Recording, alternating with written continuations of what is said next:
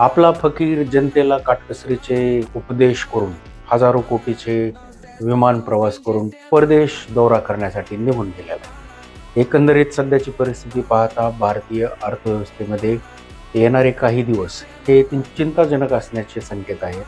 त्याचबरोबर मार्केटमध्ये देखील बऱ्यापैकी व्हॉलॅटिलिटी आणि चढउतार असण्याची देखील शक्यता अर्थतज्ञामार्फत वर्तवली जाते. जगभरच्या मार्केटची ही थोड्याफार फरकाने अवस्था आहे. जोपर्यंत हे युद्धाची परिस्थिती, सदृश परिस्थिती आहे तोपर्यंत असंच राहील. तर या परिस्थितीमध्ये ॲज अ इन्व्हेस्टर म्हणून आपला रोल काय असायला पाहिजे?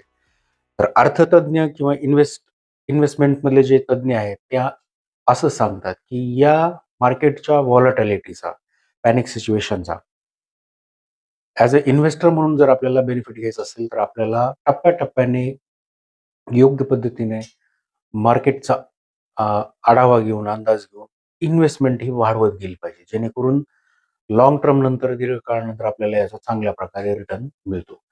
तर ॲज अ इन्व्हेस्टर आणि as a mutual fund distributor, financial advisor आम्ही असं सजेस्ट करतो, की तुमची आज जेवढी एस-आय-पी आहे, त्याच्या दुप्पट तुम्ही येत्या काळामध्ये एस-आय-पी करा आणि या सदृश्य परिस्थितीचा, अर्थव्यवस्थेमध्ये येणाऱ्या चढ-उताराचा जास्तीत जास्त फायदा तुम्हाला त्याच्यामधून भेटेल. तुम्हाला जेवढी शक्य आहे तेवढी तुम्ही तुमची एस-आय-पी इन्क्रीज करा. जर एस-आय-पी इन्क्रीज केली तर तुम्हाला जास्त मार्केटचा आढावा घेण्याची गरज नाही. ते काम आपल्या परस्पर आपल्यासाठी तो फंड मॅनेजरच करत असतो. तुमचं रोल फक्त एवढाच आहे, की योग्य फंडमध्ये आणि योग्य पद्धतीने इन्व्हेस्टमेंट करणं. आता ती कशी करायची त्यासाठी एक वेळेस आम्हाला नक्की कॉल करा, भेट द्या. तुमच्या रिस्क प्रोफाइलनुसार तुम्हाला फंड निवडून देण्याचं काम आम्ही करू. जे देतील तुम्हाला इतर कोणत्याही फंडापेक्षा सर्वात जास्त परतावा. Mutual fund investments are subject to market risks. Read all scheme related documents carefully.